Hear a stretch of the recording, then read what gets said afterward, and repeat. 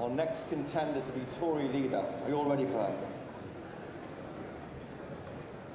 Okay, please leave quickly. There's more space at the front.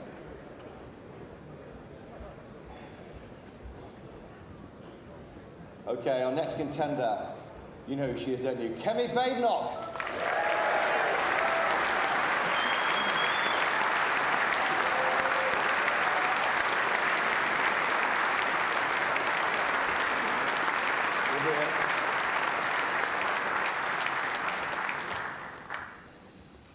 Hello, Kemi.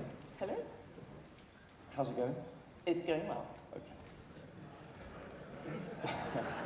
We'll come to what you're thinking in a minute. Why do you want to be Tory leader? I want to be leader of our party because it means something very special to me, and I don't want to see it die. I think the result we had at the last election shows that we are at an existential point. There is a party to the right that is challenging us. People across the political spectrum don't know what we stand for. I think that I can help sell conservatism again, confident conservatism. I am somebody who gets cut through. I am somebody who communicates our values, and I always start from first principles. I can do it, and that's where I want to be Tory leader.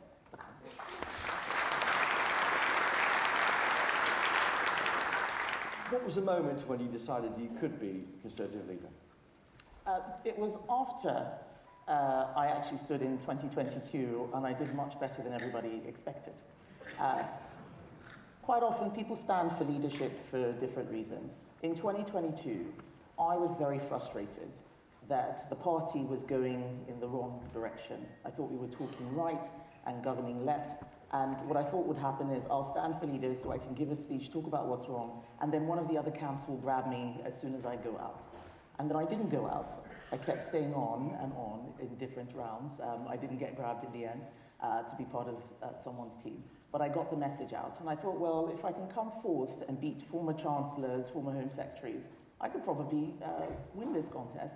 But I need to make sure that I'm doing it from first principles. And given everything that's happened over the last 5 years, I think we all know that it is time for renewal. And your qualities, we've heard from Tom Tugendhat's, his military history. He doesn't like to talk about it, but he does talk about it quite a bit. What qualities have you got to make you a good leader? What qualities that I have that make me a good leader rather than just a great person? Okay. I would start off with honesty. A lot of people are not used to a politician who says it like it is. And that is what we need to do now in this age where everybody has a short attention span. You need people who can cut through very quickly and communicate our values clearly. I think I can do that. But I also work very well with teams. I'm not a loner. There's a reason why my campaign is called Renewal 2030 and not Kemi for Leader. I think for too long we have relied on one person's personality. Oh, this person can win. Let's go with the winner. And we've forgotten about everybody else. We are a party with a great tradition. Labour has the unions. They have BBC. They have charities. All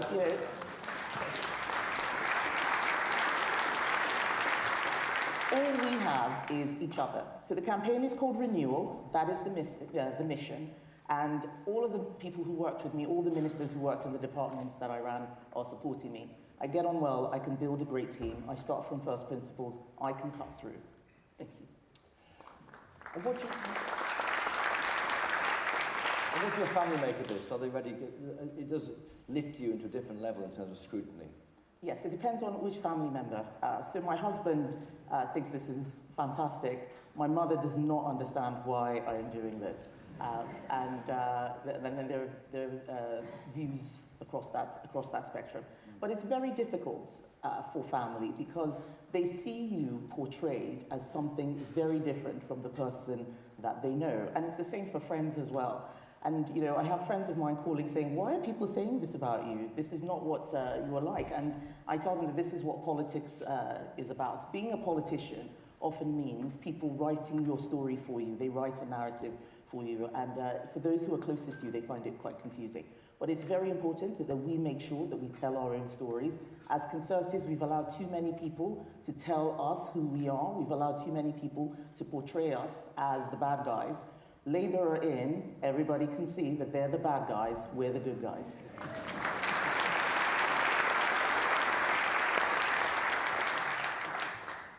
And what's your version of conservatism? You're centrist, to the right of the party? I think I have a conservatism that spans quite wide. I start with principles rather than trying to draw a line somewhere. Yeah. So personal responsibility, family, freedom, freedom of speech, free markets, freedom of association. They're things that we've stopped talking about. That's what my conservatism is. Some people define left or right based on Brexit for the last sort of 5, 10 years now, or 8 years. It's where you've been on the European spectrum that defines whether you're left or right, rather than the economy. I think we need to start from first principles. We need to have a proper debate in our party about how we deal with the coming decades. The world of the 1980s, or even the early 2000s, is gone.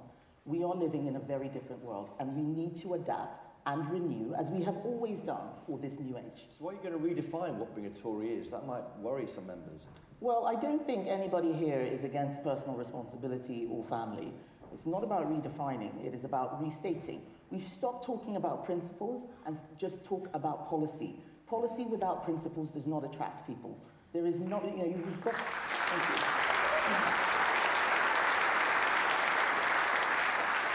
Our values are what attract people to us as a party.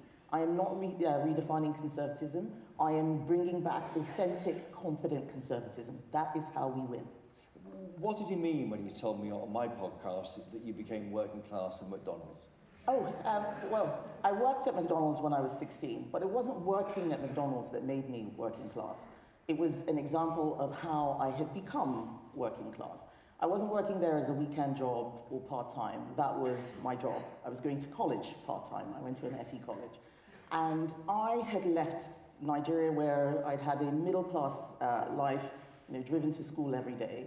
And the first time I ever went on a bus was in this country. But I couldn't even afford bus money most of the time. I had to walk everywhere. Sometimes I was hungry. I was on my own. I had a place to live, but I had to do everything myself at a very young age. If that is not working class, I don't know what working class is. The working classes are the people who have to work for a living, otherwise they will be in trouble. They are people who don't necessarily have big savings or a family that can look after them.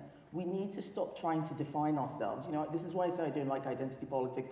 Oh, what's this person? Let's give them a label. Are they middle class? Are they working class? Are they this? Are they that? We keep each other in boxes, try and define everyone, and we stop listening to what they're saying. Let's listen to what everybody says. That's how we're going to get a proper debate, especially in this contest.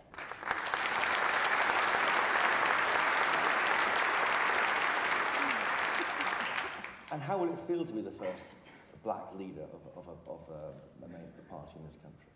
I don't know. I haven't done it before.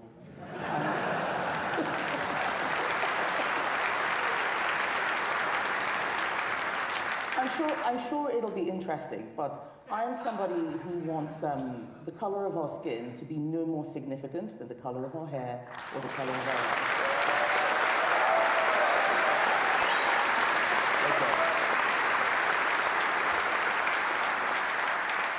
You mentioned your straight talking.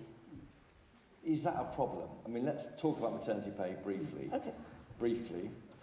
In the past 24 hours, you've had to issue a tweet, a video, an interview with Sky News to explain what you meant on Times Radio. That's a busy day, isn't it? When you weren't meant to talk about maternity pay hours after that interview on Times Radio. And all the critics are going to be hearing is you're a Tory who wants to cut maternity pay. Are you? No, I think maternity pay is quite important. And this was actually a long discussion we were having about the role of the state in deciding what businesses should do. But let's take a step back. Who remembers the phrase, "there is no such thing as society"? Yeah, everybody remembers. Mrs. Thatcher gave an interview to Woman's Own magazine where she was asked the question. She said there's no such thing as society. She was talking about people wanting government handout, that they're only individual people and families. And that very good explanation got cut down into a soundbite that was used to attack her. When you are a leader, when you are a conservative, when you are making the argument for conservative principles, your opponents are going to try and turn it into something else. We need to decide who's going to be leader of the party. Not the left, not the Guardian, not the BBC, just conservatives.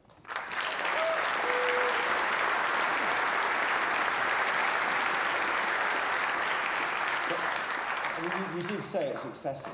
You said maternity pay varies depending on who you work for, and you said it's excessive. I was answering a different question. I was interrupted as I was answering a different question. Right. And I don't actually think Kate McCann was trying to catch me out. I was trying to explain that when we start talking about micro-policy, we forget the first principles.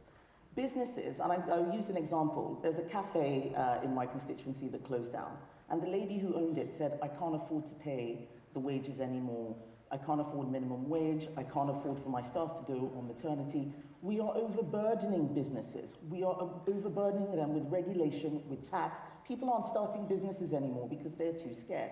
The point I'm making is that if we lighten the burden on business, they will be able to help solve these problems rather than what Kate was asking me, should the government increase it, should the government do this or that? There is too much government already. Things aren't getting any better. Maybe we should try something else.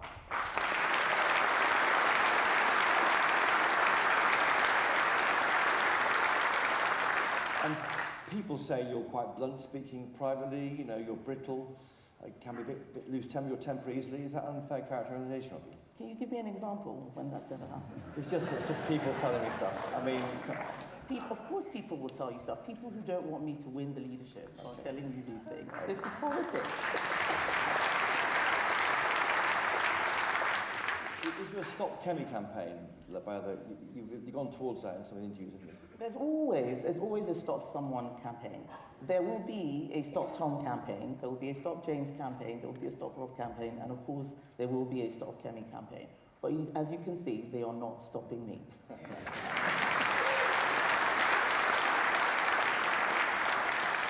Looking back on your record in the election in July, why do you think your government lost?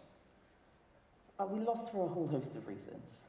There's a general fatigue that comes with being in government for a long time, and some people will just want change. There's nothing we could have done about that. But we made it worse. We could have lost and just lost, but we lost in a historic defeat. There are so many MPs or former MPs now that I'm seeing at conference, and I keep thinking to myself, I can't believe these people aren't here. And we have to make sure that this doesn't happen again. When we knocked on doors, we kept hearing all sorts of different things. Some people saying, you're too left-wing. Other people saying, you're too right-wing. Some saying you're too centrist. We were all over the place in terms of what we were doing. People didn't understand what we stood for. On top of that, we looked like we were squabbling amongst ourselves constantly. Nobody's going to vote for that. And that is why people voted whatever they could to kick us out. They voted Green, they voted Reform, they voted Lib Dem. We have a Labour government now that nobody really likes. They're making a whole hash of things. We need to renew ourselves, pick ourselves off the ground, and start doing what this country wants, which is being real conservatives.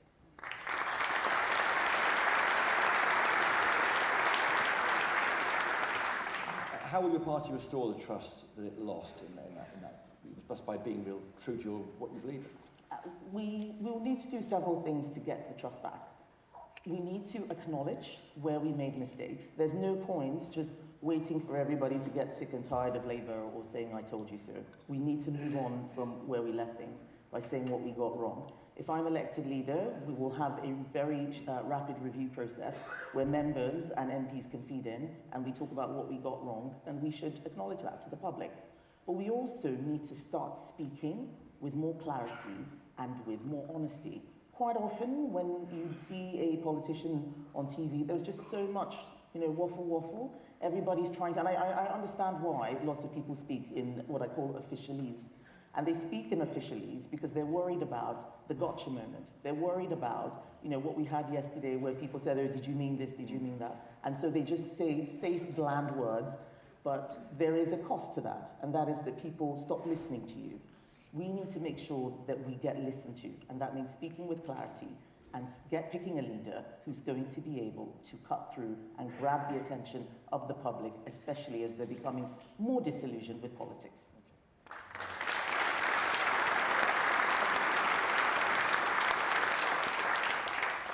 on migration, you supported a party on your manifesto to get it down in 2017, 2019, 2024 when you're a candidate.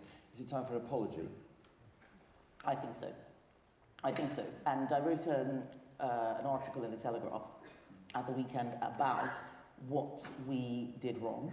That there are three things we need to do: look at the numbers, look at the culture, and look at leadership. And we sort of just made an announcement and then assumed that somebody else would be looking after it. And that's not right. This is not politics. If you just say words and hope it happens, that's witchcraft. That's not what we do. We have to make it happen. Were you trying to stop it in government when you were... I did as trade secretary with FTAs where there were mobility deals that I didn't think made sense. I certainly tried to stop them. There is a big difference with having a mobility scheme with a country like Switzerland or Australia, where the same numbers of people are moving back and forth. That's easy.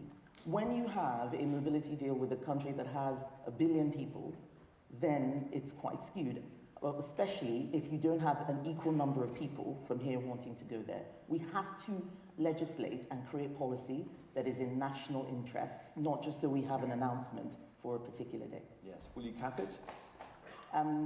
I think there will need to be a cap, but we also need to design a system that means the cap cannot be manipulated. So you won't hear me say, I promise to have a cap and it's going to be this number. It's very easy to create a cap. We saw this with the points migration system that people manipulate. If you have a cap and you have lots of the wrong people coming in, or worse, good people leaving our country. Good people leaving our country is great for net migration stats.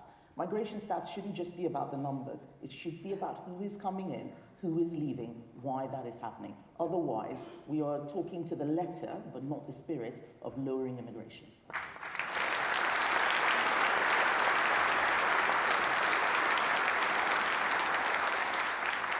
In your maiden speech, you described yourself as to all intents and purposes, a first-generation immigrant. I mean, how do you feel being tough on migration now?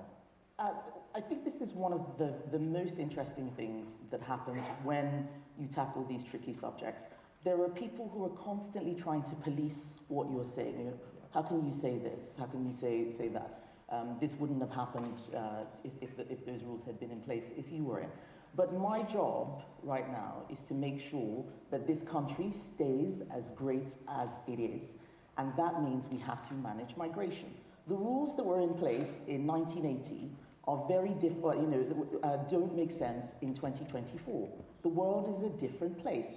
People have mobile phones now, they have GPS. You are able to have your feet in this country and your head and your heart elsewhere. That doesn't make sense, to have old laws in a new era. We need to keep adapting and updating our migration policy. And I want this country to be great for my children as well. We need to control it. We need to make sure that we are thinking about the next generation, not just who's going to wipe bottoms for us today. That's not good enough.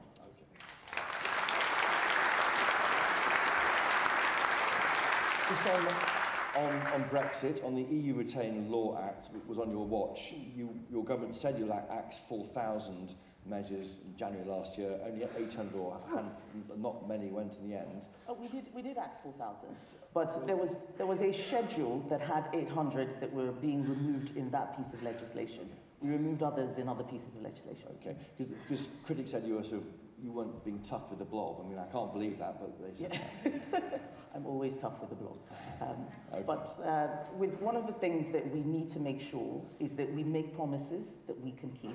I think some people were angry that we didn't remove all of the EU regulations, but there are regulations on things like product safety, safety of toys. We don't want to remove those things. It's about keeping what you want and letting go of what you don't want. It's about the purpose of the law, not the provenance of the law. We have to be sensible when we're doing these things and not just use rhetoric. That's very, very important.